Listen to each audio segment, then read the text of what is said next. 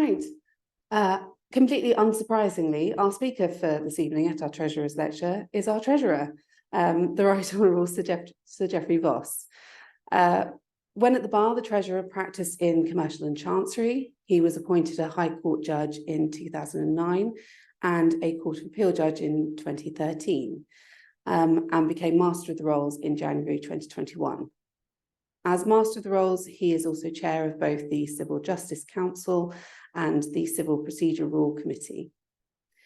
He's Chair of the Advisory Council on National Records and Archives, and of the Forum on Historical Manuscripts and Academic Research. As a member of the Law Tech UK panel and as chair of its UK Jurisdiction Task Force, he contributes to the government-backed initiative supporting the technology transformation in the UK legal sector. He was chair of the Chancery Bar Association from 1999 to 2001, chair of the bar in 2007, and chair of the Social Mobility Foundation from 2008 to 2011. He was elected a bencher of this in 2000. He serves currently, obviously, as treasurer, and as part of that role is chair of the Planning and Development Group of the Inn, and also sits on the Wine Committee. He previously served on the former Admissions Call and Pupillage Committee, the current Finance and General Purposes Committee, and the EDI Committee, which hopefully he will rejoin when he steps down as treasurer. And so it's entirely appropriate that he talks to you this evening about the relevance of equality, diversity and inclusion for the Inns of Court. Treasurer.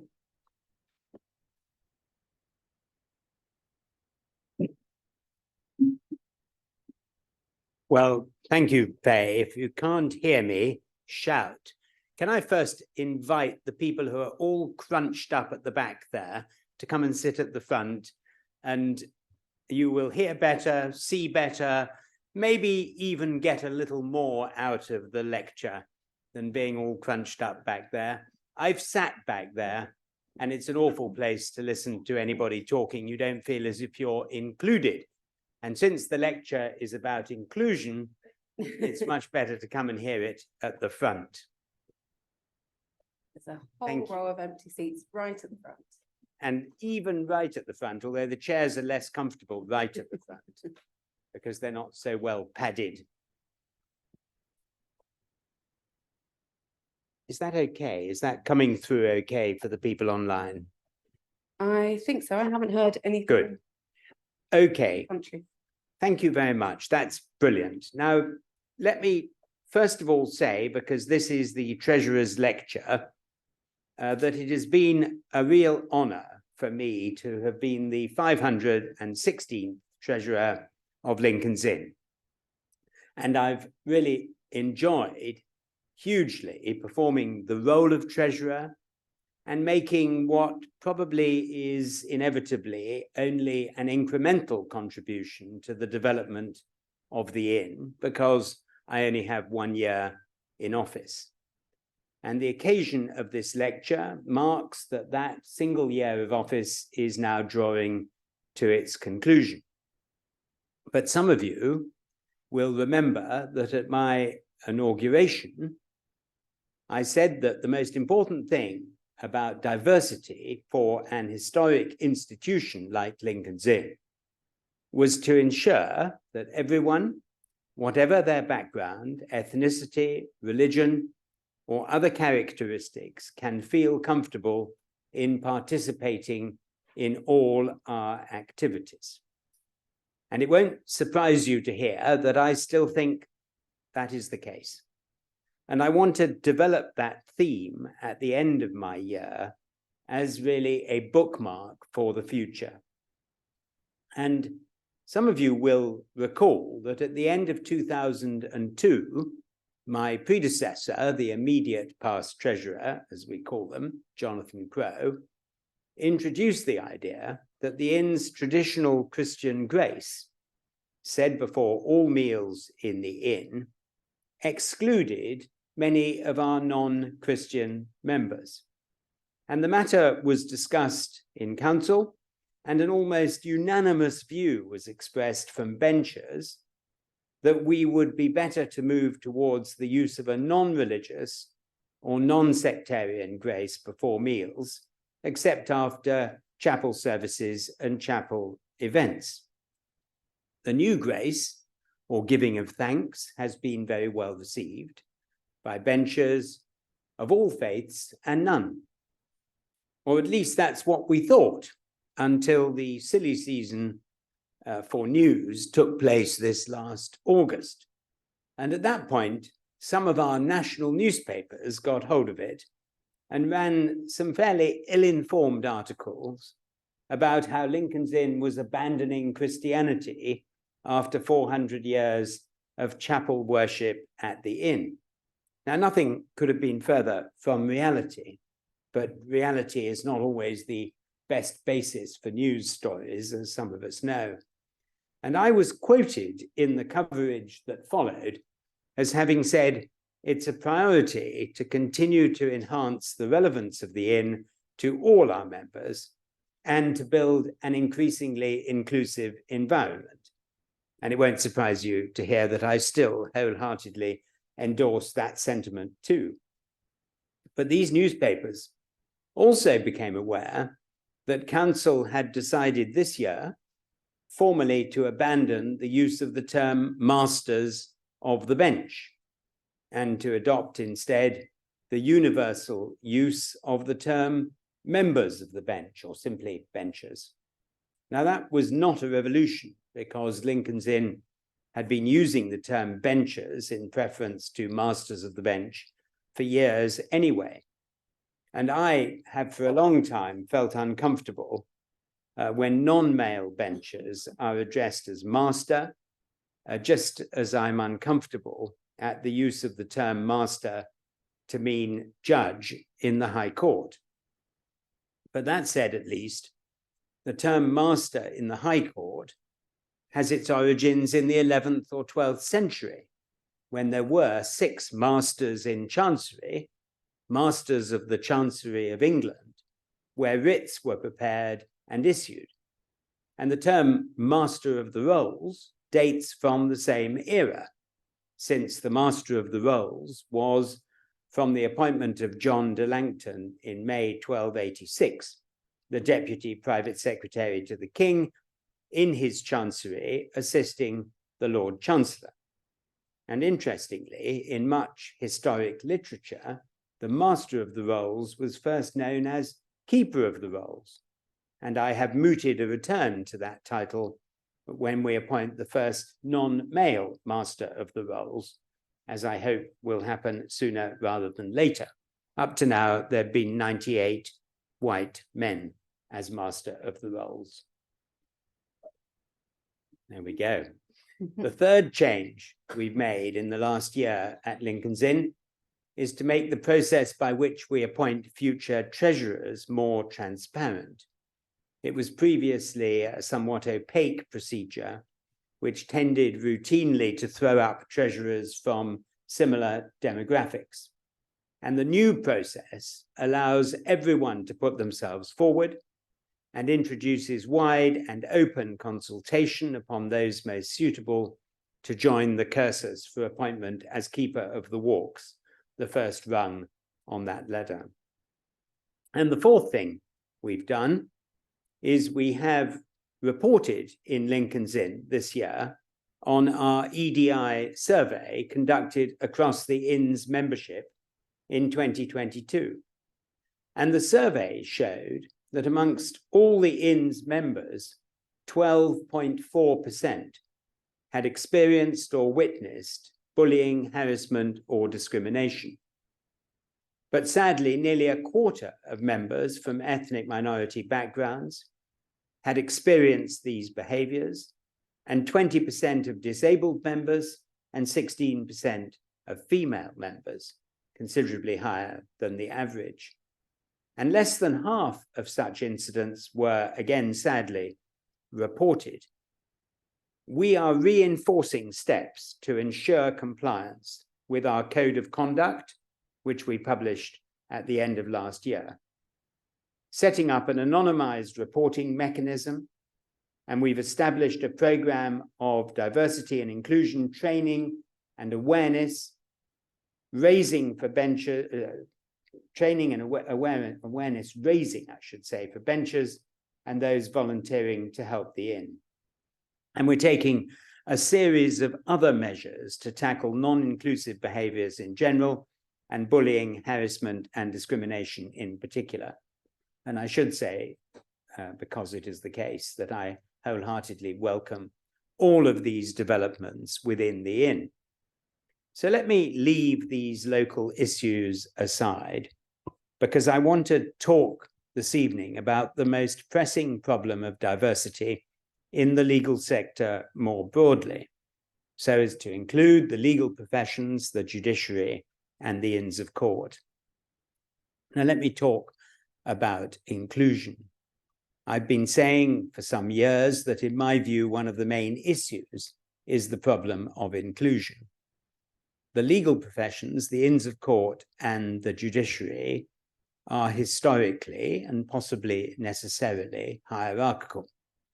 And in any hierarchical and routinely busy and hard-pressed environment, there is considerable scope for exclusion.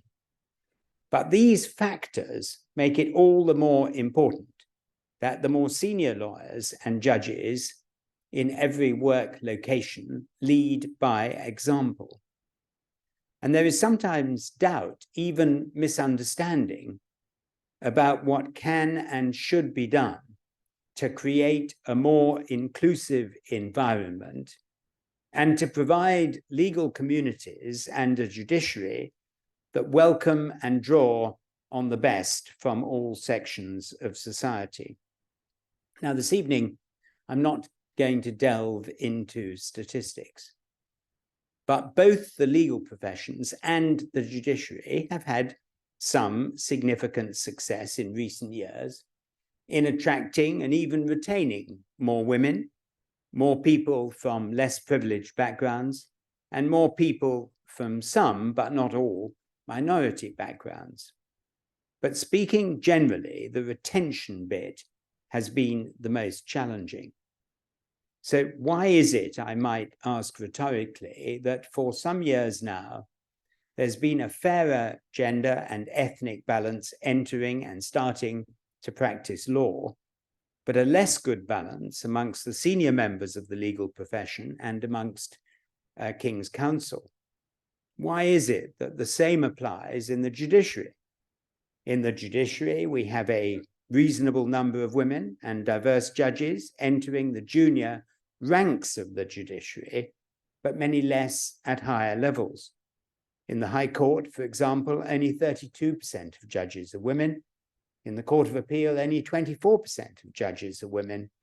And in the Supreme Court, where the number of women has recently doubled from 1 to 2, that percentage is now only 16.6%. And there's no one from a minority ethnic background. So tonight I want to suggest two answers to these questions. First, we have done less well in diversity terms at more senior levels because creating an inclusive environment requires everyone to make active choices. It's simply no good assuming, as some do, I'm afraid, that just because we want a more diverse senior legal community and a more diverse senior judiciary, we will eventually get one. Because without active steps being taken, we will not. Retaining women and those from less privileged or minority backgrounds in the law comes down in many cases to how welcome and comfortable they are made to feel in their working environment. Nobody wants to stay for years in a pressurized job in which they feel less than appreciated, less than comfortable, and where they may even feel they do not truly belong. And the second answer is that we have failed to maintain diversity at more senior levels, partly because of the hierarchical environment that I've already mentioned. Now, the legal profession is naturally competitive, particularly in the world of litigation, with the people at the top being more powerful than those lower down. To create an inclusive environment, those at the top need to avoid centralizing power. There is a need for checks and balances to control the power of the institution and to open it up. And if this is not done, women and those from diverse backgrounds will simply never succeed in sufficient numbers to change the status quo. Now, creation of an inclusive environment can probably only be achieved if there is conscious awareness of and control over the imbalance of power, which I've mentioned.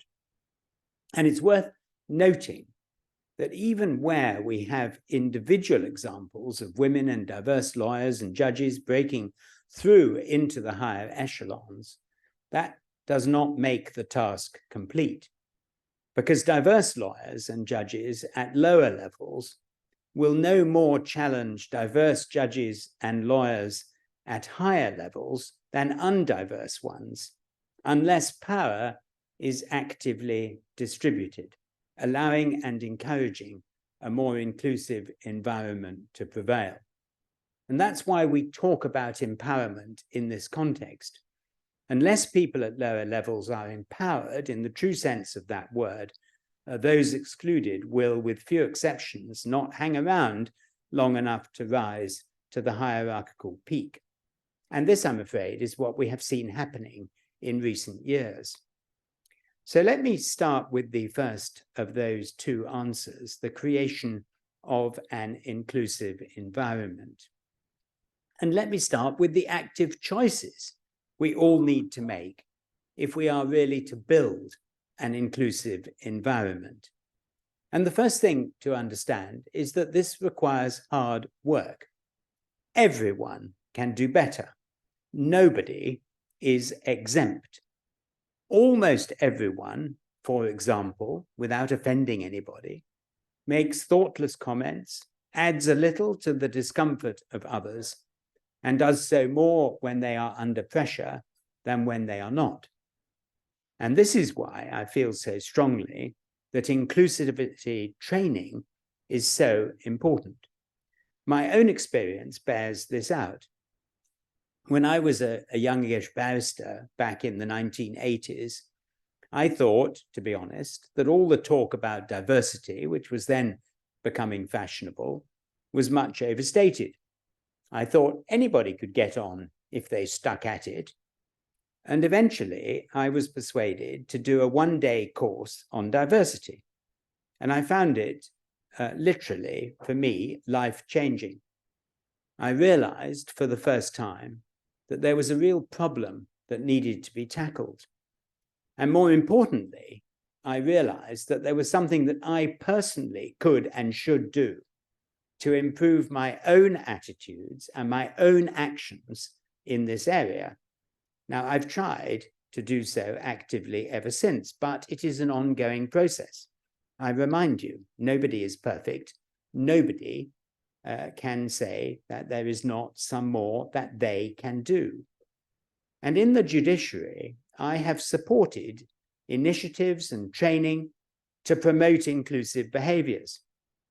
And we, the judiciary, have to confront bad practice and bad behaviour, and we have not to pretend that it does not exist. We have to do better in persuading those who are the victims of an exclusive environment to report their experiences. And we have to provide better and easier routes for that reporting to be effective without damaging the career progression of the people affected. And this applies very much also within the Inn, as our survey, our EDI survey, the results of which we have published, which are surprising at the very least, as our survey has shown. Now, I completely accept, before I'm accused of being a naysayer, I completely accept that things have improved, perhaps improved dramatically in the 40 years since I started. Actually, it's a little bit more than that, if I have to be honest. But I believe that active steps are still required. And those of us who lead cannot properly now dismiss those who complain about the lack of diversity in the legal profession and the judiciary as campaigners or troublemakers any more than we could properly do back in the 1980s. And my message is to ask you all not to leave it too late before you realize how important it is for everyone to contribute, whether you're at school, at university, or in the workplace. You have to contribute to the creation of inclusive environments, or they simply won't happen. And in the law, particularly, much, but by no means all, of the bad practice creating exclusion is inadvertent and is caused by inaction, either ignorance or a failure really to consider and confront one's own behavior. Most of us in the law believe that we behave well, and much of the time, many of us probably do. But the training that I think is most important is explaining to busy lawyers and judges the kinds of behavior that can badly upset others in the workplace. And it may be the way that lawyers treat more junior staff. It may be the way more senior judges interact with more junior judges. And it may be, and often is, the way judges treat advocates that appear before them. It may just be the use of language or simply being unaware of how others perceive us. But we all have something to learn. Every one of you in this room has something to learn. And all this is really about listening, because lawyers and judges are naturally often on transmit. You are listening to me tonight and I'm on transmit. But sometimes it's valuable to be asked to stop and consider the unintended effects of conduct that those dishing it out probably regard as quite normal and acceptable. And those behavioral lessons need to start before qualification and continue until perhaps beyond retirement. Cultures change during the span of every career. The culture changes that I have observed since I began studying law back in 1973 have been simply extraordinary. And by the way, mostly considerably for the better. But my point is that all of us, from the first year student to the most senior judge, need regularly and often to re-examine our normal behaviors, how we treat those with whom we interact at all levels. And we all need help with that process. And that's where the training in EDI becomes so important. So let me come to my second and perhaps less comfortable answer to the question of how to create a more inclusive environment at the higher levels of the legal profession and the judiciary. And I think we need to try to appreciate the reality of power and the imbalance of power in our most hierarchical of hierarchical environments. And this is, in a way, an institutional problem. The legal professions, the Inns of Court, and the judiciary of England and Wales are victims of their own success. The very success of the institutions creates powerful leaders and hierarchical structures. The system itself provides clear lines of decision-making. The parties to cases need a certain outcome.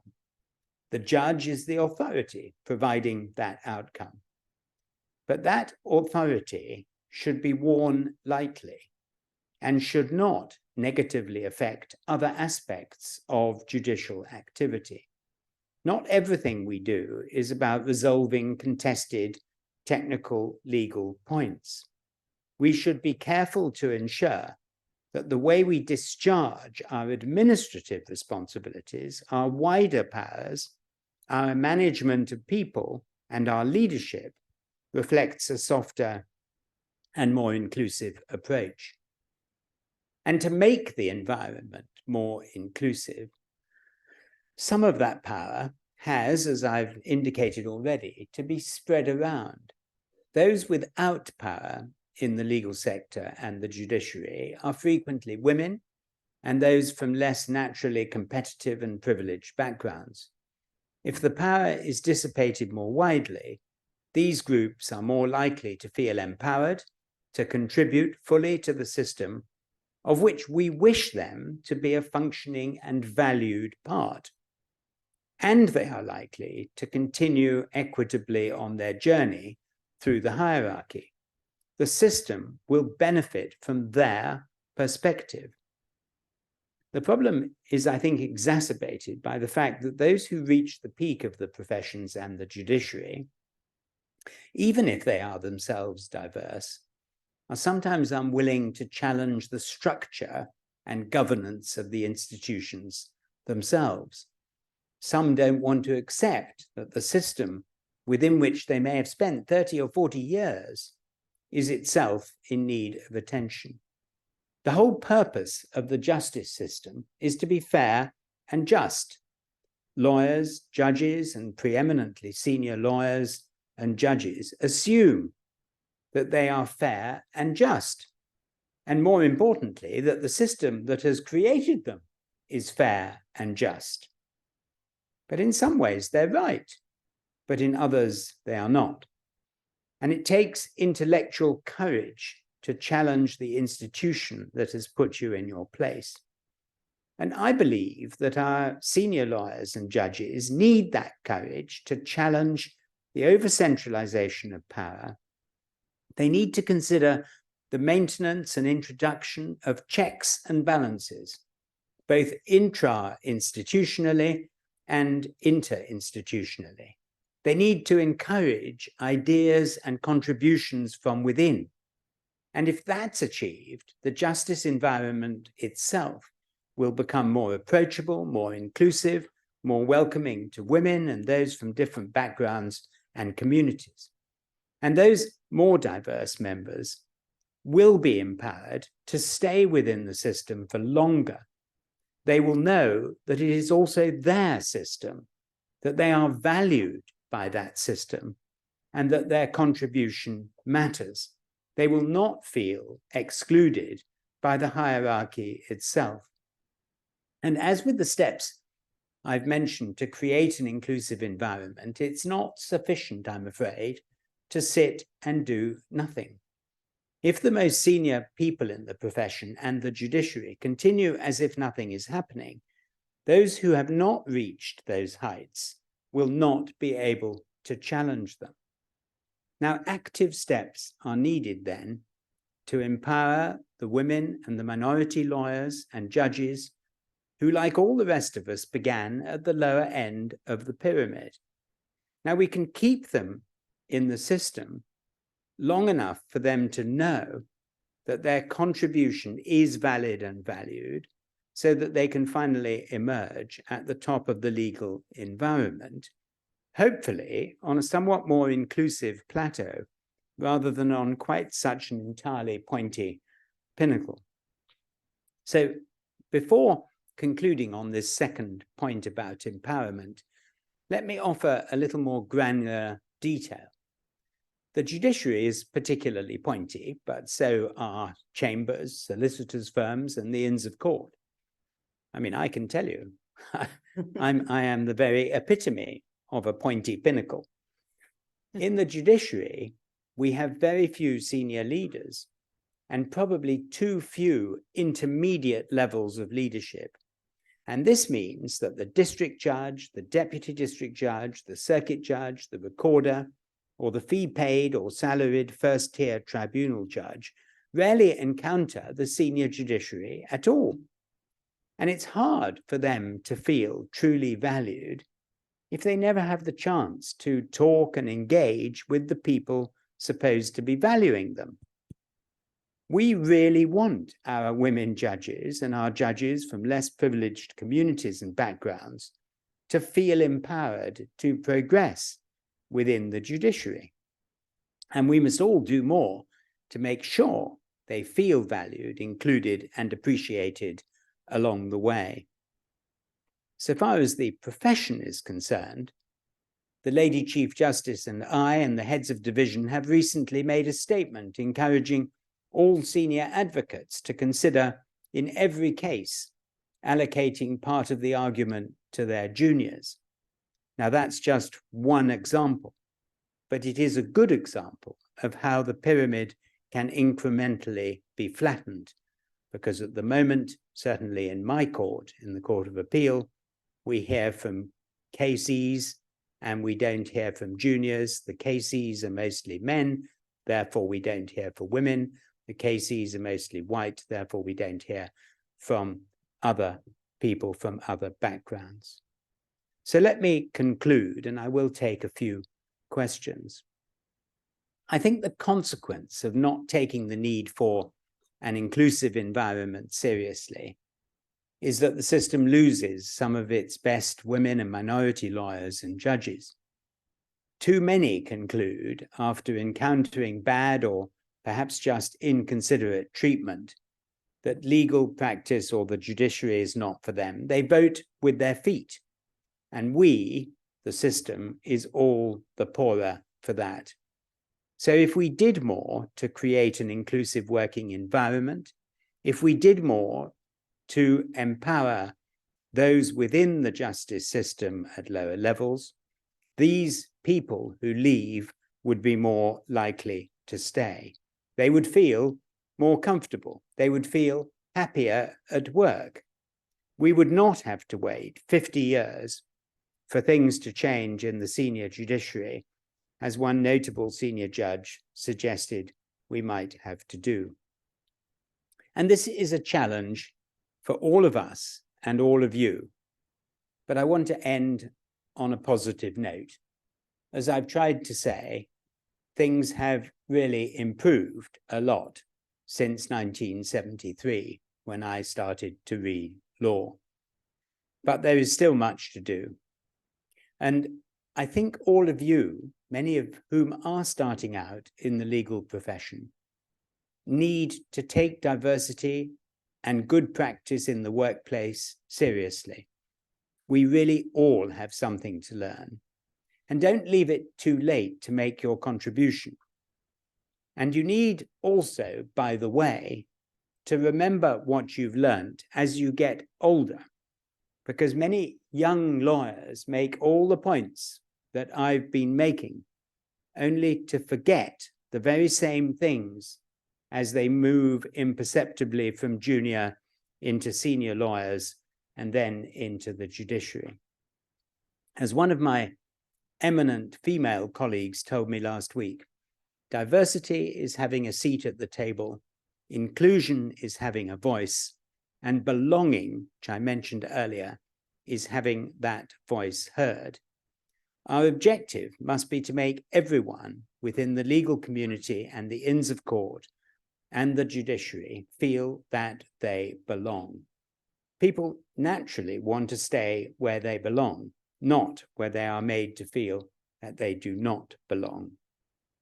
Now, in this short lecture, I have deliberately avoided giving examples about exclusive behaviors, and even worse, about out-and-out bullying, harassment, and discrimination, because I think that examples often cloud the message. The fact is, we all know we can do better. Please, let's set about it. Thanks for listening, and I will happily answer any questions you may have.